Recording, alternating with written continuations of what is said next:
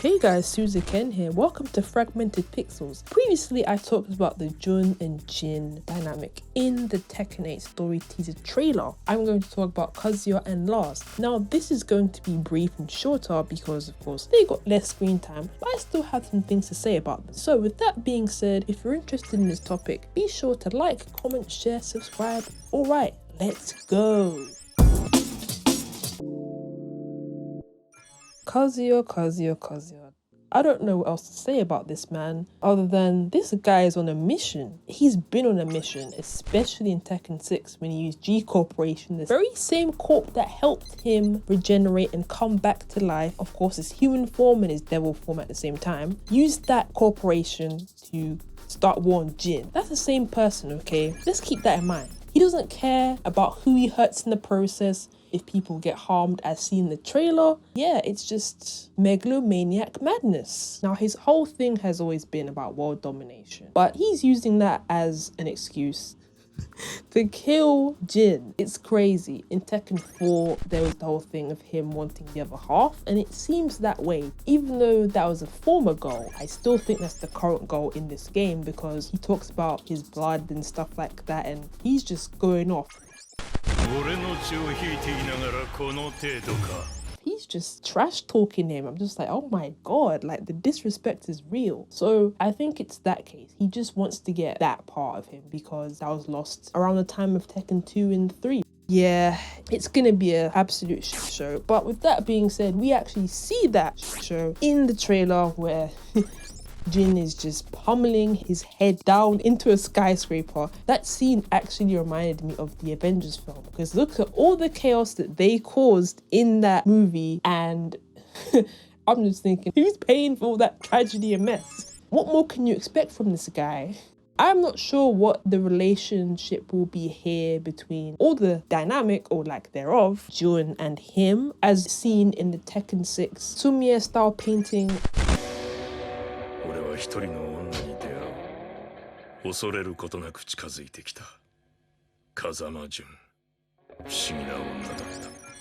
He just says that she was a mysterious woman, that's it. It's quite complicated, but I still feel like they need to explain the whole Kazuya and Jun situation because yeah, it's been quite vague, guys. To wrap this up, based on what I've seen, he wants destruction, he wants world domination, he's a megalomaniac and he doesn't care what happens in the process, how much people die. It's just straight carnage, and I cannot wait to see this mess in Tekken 8. Yeah, there's nothing more to say here. Now let's get straight into his fit. I was like, whoa, are we in a time capsule? It's very reminiscent of Tekken 2/Tekken Tag 1 opening. I think again it's him wearing the trench coat. I like his outfit, it's very nice. It's not anything new in this regard, but I mean, if it ain't broken, don't fix it. So I have no issues with the design. What I will say is that in this render, I think it's the spotlight. The way they put the spotlight on his face, he looks very menacing. Other than that, it's a bit derivative, but I do like his design here. Now let's talk about Lars. He gets the least amount of screen time in the teaser trailer, and perhaps for good reason, because it seems like he is on Jin's side and he seems to have a bit of a role in this story. With that being said, his sole line here is, "You can do this, Jin Kazama." Now, he's been on Jin's side since Tekken 7 after the UN apprehended him for, you know, all the mess he's caused.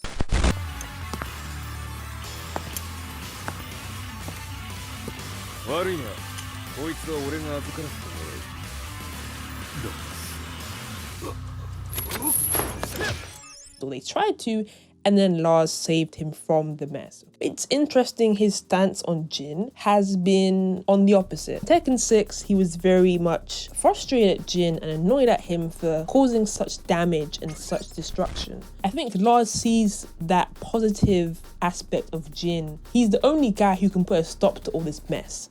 Henceforth, he even saved him in the first place. So maybe it's not that, maybe it's just that reason. So we'll see what this means for the story of Tekken 8. In relation to Lars, I just can't believe how people are saying that this trailer looks like Tekken 7. Are you not seeing this? Hello? Did we not play the same game, guys? I mean, the improvement. Moving on, another minor thing that I noticed, but in the trailer where you see gameplay of Lars, he seems to have new ki.